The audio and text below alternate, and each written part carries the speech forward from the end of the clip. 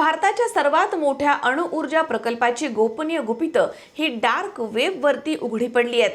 तामिळनाडूमधील कुडनकुलम अणु प्रकल्पाशी संबंधित तब्बल 19,500 संवेदनशील फाईल्स या इंटरनेटवरती लीक झाल्याची धक्कादायक बातमी ही जुलै 2026 मध्ये समोर आली आहे.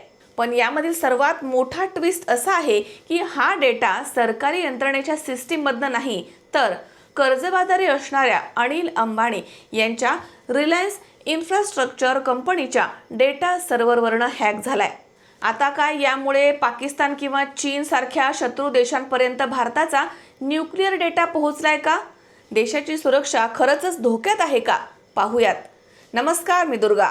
ही चोरी वर्ल्ड लीक्स नावाच्या एका आंतरराष्ट्रीय रॅन्समवेअर हॅकर टोळीनं केली आहे, अशी माहिती समोर आली आहे. रिलायन्स समूहानं आपला हा सर्व डेटा योटा या थर्ड पार्टी डेटा सेंटरच्या क्लाउड सर्व्हरवरती ठेवला होता.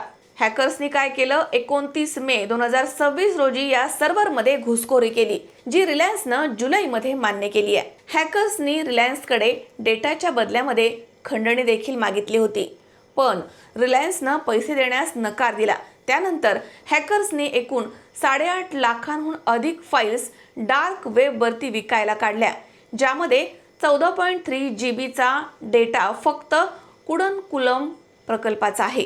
रिलायन्स समूहानं अधिकृत शेअर बाजाराच्या फायलिंगमध्ये त्यांच्या डेटाचा अंशतः संसर्ग झाल्याची कबुली दिली आहे. आता प्रश्न पडतो की ज्या रिलायन्स कंपनीवरती हजारो कोटींचं कर्ज आहे, तिच्याकडे देशाच्या एवढ्या महत्त्वाच्या अणु प्रकल्पाचे काम आलंच कसं? तर 2018 मध्ये एका जाहीर सरकारी टेंडर प्रक्रियेच्या द्वारे रिलायन्स इन्फ्रास्ट्रक्चरला कुडनकुलम प्रकल्पाच्या युनिट 3 आणि युनिट 4च्या पायाभूत सुविधा डिझाईन करण्याचे आणि बांधण्याचं कंत्राट मिळालं होतं. हे दोनही युनिट्स सध्या बांधकामाधीन आहेत. कंत्राटदार असल्यामुळे प्रकल्पाचे नकाशे, उपकरणांचे अहवाल आणि अंतर्गत बैठकांचे रेकॉर्ड्स रिलायन्सच्या सिस्टीममध्ये उपलब्ध होते, जे सुरक्षित ठेवण्यात कंपनीचं सर्व्हर अपयशी ठरलंय. आता डेटा लीक झाल्यानंतर देशामध्ये मोठी खळबळ उडाली आहे. पण यावरती आता न्यूक्लिअर पॉवर कॉर्पोरेशन ऑफ इंडियाकडनं अत्यंत महत्त्वाचे आणि ताजं स्पष्टीकरण आलं आहे. NPCILनं अधिकृतपणे सांगितलंय की मुख्य अणुभट्टीची सिस्टीम ही पूर्णपणे सुरक्षित आहे, कारण ती इंटरनेट नेटवर्कपासून पूर्णपणे वेगळी ठेवण्यात आली आहे.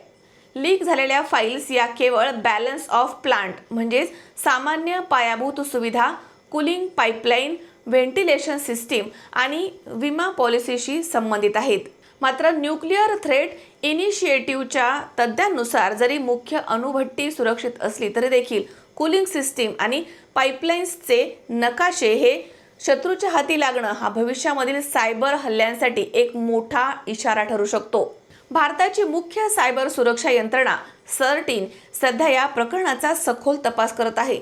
पण या घटनेनं एक मोठा प्रश्न उपस्थित केला आहे. देशाच्या अत्यंत अशा संवेदनशील प्रकल्पांचे कंत्राट खाजगी कंपन्यांना देताना त्यांच्या सायबर सुरक्षेचे कडक असे ऑडिट का केलं जात नाही? तुम्हाला या निष्काळजीपणाबद्दल काय वाटतं? कमेंट्स करून नक्की सांगा.